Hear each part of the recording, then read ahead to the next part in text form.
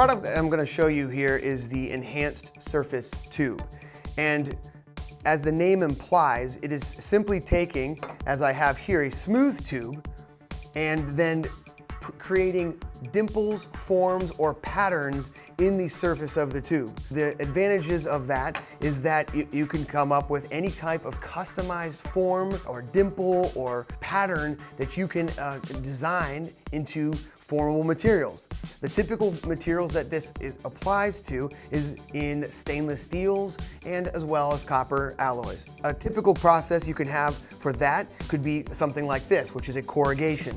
And the corrugation, as you can see on the ID here, the corrugation is a spiraling of a form on the outside of the tube that forms a raised spiral on the inside of the tube. That raised spiral on the inside of the tube is actually what is creating a turbulent flow on the material on the inside. This type of product, a corrugated tube, it can turbulate either a fluid like that, or this tube is commonly used also in boiler application as a fire tube for gases, or for turbulating gases as they go through the interior.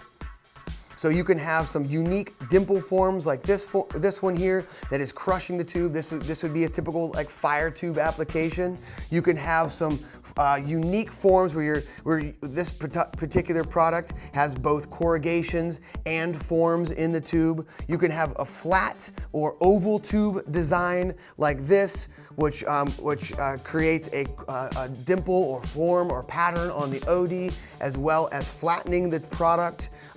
You can also create localized dimples or forms like this. This part is sampling for us, where you have a pattern that is localized to a specific locations around the tube.